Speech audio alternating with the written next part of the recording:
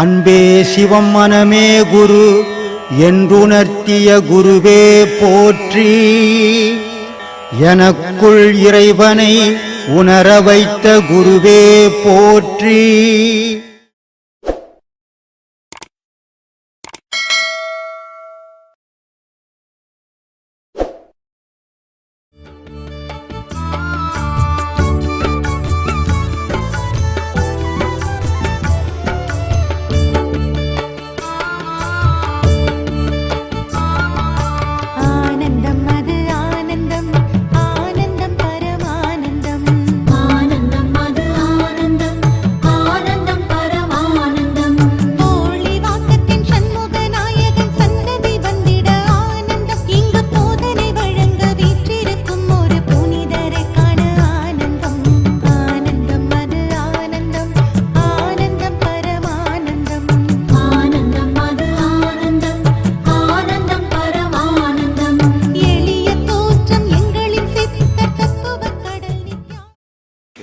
வணக்கம் சார். வணக்கம்மா.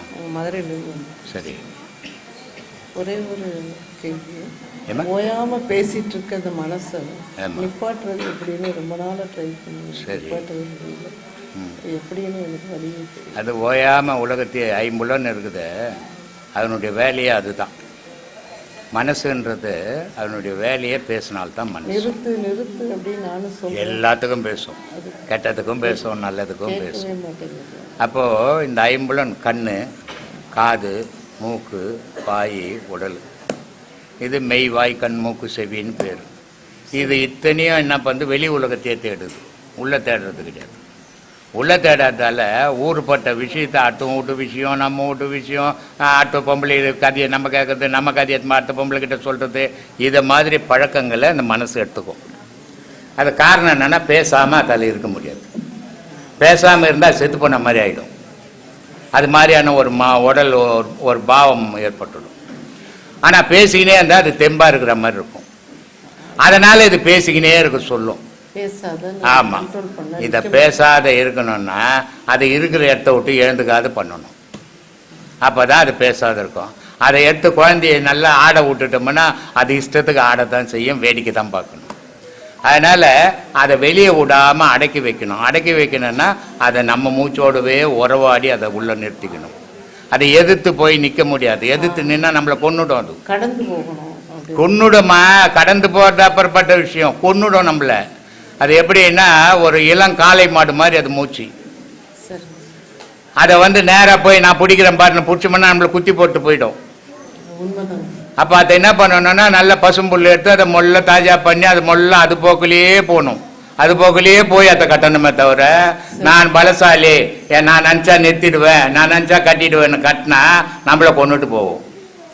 மூச்சு அப்படியேப்பட்டது அவ்வளோ சாதாரணமானது இல்லை. அது உலகத்திலேயே மனுஷங்கிட்ட பலம் வாய்ந்தது எதிரானா மூச்சு தான். மூச்சை விட பலம் வாய்ந்தது உலகத்தில் ஒன்றும் கிடையாது. அதை வச்சு தான் உலக இயக்கமே. அதை கரெக்டாக இயக்கணும், அதை கரெக்டாக நிறுத்தணும்னா பாதையில் பயணம் பண்ணணும். அந்த பாதையில் போனால் தான் அது நிற்குமே தவிர சும்மா நிற்கவே நிற்காது. ஏன்னா பழகி போச்சு அது. இப்போ விளையாட்டு பசங்களாண்ட போய் என்னதான் ஃபஸ்ட்டு வந்தால் கூட அதுங்க விளையாடுறதுக்கு போக தான் செய்யும். ஏன்னா பழகி போய்க்குது. ஆனால் வெளியே போகாத பசங்க வீட்டுக்கு வந்துருந்தா ஸ்கூல்லேருந்து விட்ட வெளியே போகாது, புக் எடுத்து வச்சு திருப்பி உட்காந்துக்கும். பழக்கம்தான். அப்போது மனிதன் செயல்பாடுகளில் எது முக்கியமாக இருக்குதுன்னா இவன் எந்த பழக்கத்தை உருவாக்கிக்கிறானோ அந்த பழக்கமே அவனை வாழ்க்கையை வழி நடத்துது. அதனால் அந்த பாதையில் இது போகக்கூடாதுன்னா அதுக்காக சரியான பாதையில் போய் அதை பழக்கம் பண்ணி நிறுத்திக்கணும்னா அதை அடங்க ஆரம்பிக்கும் கொஞ்சம் கொஞ்சமாக. ஒரு நாள், ஒரு மாதம், 2 மாதத்தில் அடங்கிடாது. அது அதுக்கு பல வருஷம் ஆகணும். ஏன்னா பல கோடி வாட்டி அது பிறப்பிட்டு அலைஞ்சிருக்குது.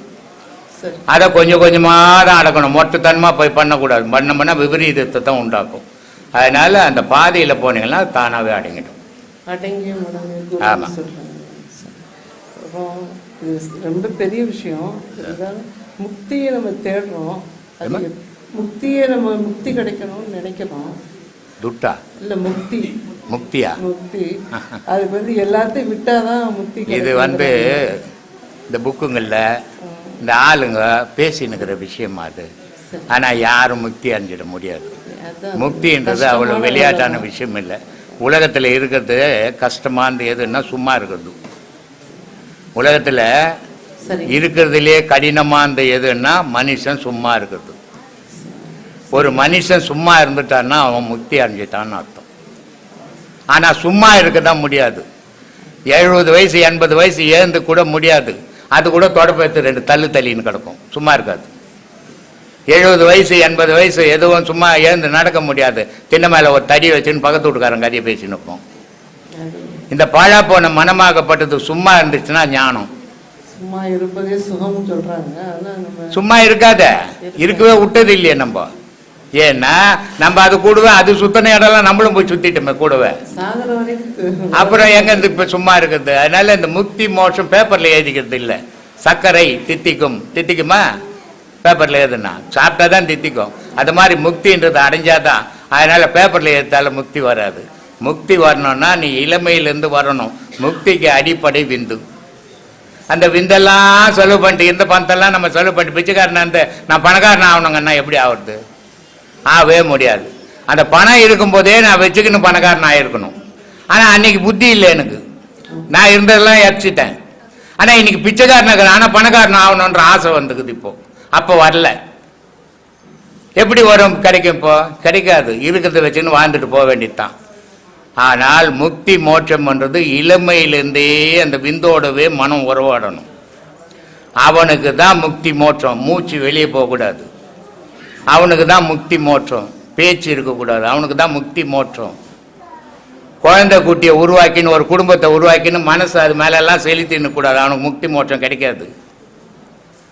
ஒரு 2 குழந்தை பெற்றுட்டோம்னா நமக்கு 1000 கஷ்டம் இருந்தால் கூட அந்த குழந்தைங்க மேலே தானே போகுது மனசு.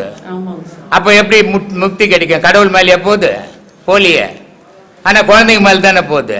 ஆனால் முக்தி போகணுன்னு எப்போ ஒரு நாளைக்கு நினச்சிங்கன்னா எப்படி வந்துடும்? அது வாய்ப்பே கிடையாது. மாதிரிலாம் ஏமாத்துற விஷயம். நான் அது மாதிரிலாம் ஏமாத்துறது இல்லை.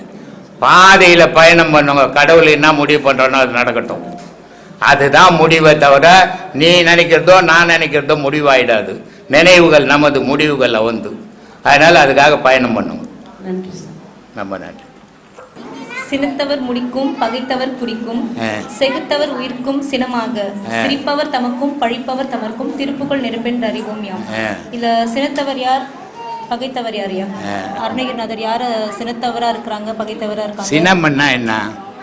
கோபம். கோபம். பகைத்தவர்னா என்ன? விரோதி, கண்டிச்சவர். கண்டிப்பு இல்லையா?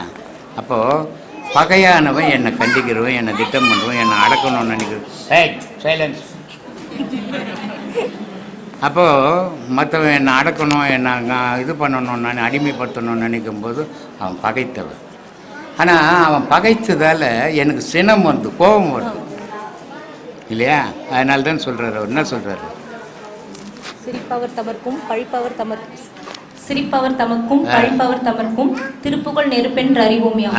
அப்போ இந்த திருப்புகள் எப்படிப்பட்டதுன்னா இப்படிப்பட்டவனுக்கெல்லாம் அது ஒரு நெருப்பாக மாறிடல, கொளுத்திட கொண்டுடும் உன்னை அப்படின்வார்.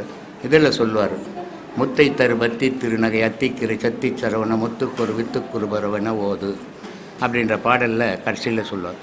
தொக்கு தொகு தொக்கு தொகு சித்திரப்பவ திக்க தெரிகட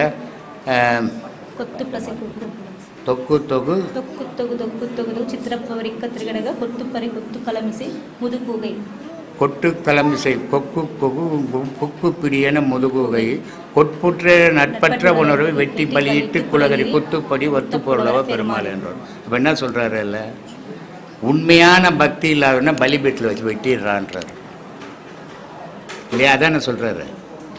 அப்போது தெய்வத்து மேலே உண்மையான பக்தி இருக்கணும். அப்படி பக்தி இருக்கிறவன் அவன் தெய்வத்துக்கு சமமானவனா. அப்படி பக்தி இல்லாதவன் பூமியில் வாழவே தகுதியற்றவனும்.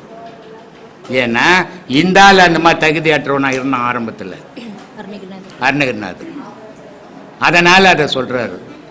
இப்படி நான் வாழ்ந்து சாவத்துக்கு போனேன்டா தகுதி இல்லாதவனிட்டு என்னை கடவுள் காப்பாற்றிட்டான்டா. அப்படிப்பட்ட கடவுளை நினைக்கலன்னா உனக்கு அது நெருப்பாக மாறிட்டேன்டா, அது கொளுத்திட்டேன்டா ஒன்று அப்படின்றான். அப்போது நான் ஒருத்தனை அழிக்கணும்னா என்னை ஒருத்தன் அழிப்பான்.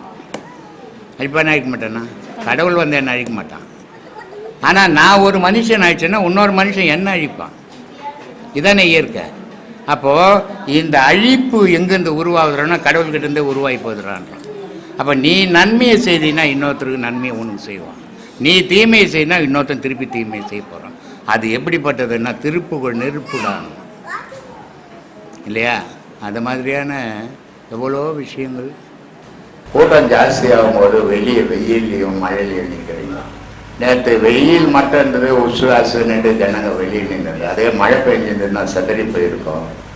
இப்படிலாம் செதறக்கூடாது. நம்மளை நம்பி வர ஜனங்க ஒரு இடத்துல அமைதியாக உட்காந்து பேச்சை கேட்கணும் அப்படின்றதுக்காக தான் எதிர அவ்வளோ பெரிய பில்டிங் கட்டிங்கிறோம். ஒரு 1500 பேர் உட்கார்ற மாதிரி அந்த பில்டிங்குக்கு முடிஞ்சவங்க ஏதாவது டொனேஷன் கொடுக்கணும், உதவிகள் செய்யணும்னா செய்யுங்க. ஆனால் யாரும் உதவி செய்யணும்னு இங்கே கட்டாயமே கிடையாது. விருப்பம் இருந்தால் செய்யுங்க, விருப்பம் இல்லை நம்மளால் முடியல அப்படின்னா விட்டுடுங்க. இது குரு சொன்னார் உதவி செய்ய சொன்னார்னு கடன்களை வாங்கிட்டு வந்து இங்கே கொடுக்காதீங்க, கொடுத்துட்டு நீங்கள் கஷ்டப்படாதீங்க. அதனால் உதவிகள் செய்யணுன்றவங்க அந்த ஆசிரமத்துக்கு உதவி செய்யணும்னா இன்றைக்கி நம்ம செய்கிற உதவி நாளைக்கு 1000 பேர் 2000 பேருக்கு அது பயன் தரும். அதுக்காக முடிஞ்சவங்க செய்யுங்க, உங்களுக்கு அது புண்ணியத்தை தரும். அதனால் அந்த மாதிரியான உதவிகள் செய்தீங்கன்னா நல்லாயிருக்கும். அதை சீக்கிரம் கட்டி முடிக்கலாம். ஜனங்க கஷ்டம் இல்லாத உள்ளே உட்காந்து கிளாஸ் நடக்கும்போது சாப்பிட்லாம், சாப்பாட்டுக்கு போகும்போது அப்படியே பக்கத்துலேயே போடலாம் சாப்பாட்டுக்கு. அது ஈஸியாக இருக்கும், மக்கள் கஷ்டம் இல்லாத இருக்கும். இல்லைன்னா இப்போ வெயிலே எப்படியோ வெயிலில் வெளியே நிற்கிறீங்க, மழை வந்ததுன்னா எங்கே நிற்க முடியும், ரொம்ப கஷ்டமாயிடும். அதனால தான் அவ்வளோ பெரிய பில்டிங் கட்டின்னு இருக்கிறோம். வெறும் மண்டபம் தான், அது ஆள் தான். அந்த ஆள் வந்து தொடக்கத்துக்கு அது கிட்டத்தட்ட ஒரு 2 கோடி கிட்ட ஆகுது. அது ஏதோ இங்கே உபதேச காசு டொனேஷன் கொடுக்குற காசு போட்டு இது வரைக்கும் இவ்வளோ வேலை செய்திருக்கிறோம். இன்னும் வேலைகள் குறையா நிற்கிது. அந்த குறைகளை தீர்றதுக்கு நீங்கள் எல்லாரும் உதவி செய்தீங்கன்னா அது முழுமை பெறும். முழுமை பெற்றதுன்னா நம்ம எல்லா மக்களுக்கும் அது பயன் தரும். நன்றி, வணக்கம். திருவள்ளூரின் பக்கத்திலே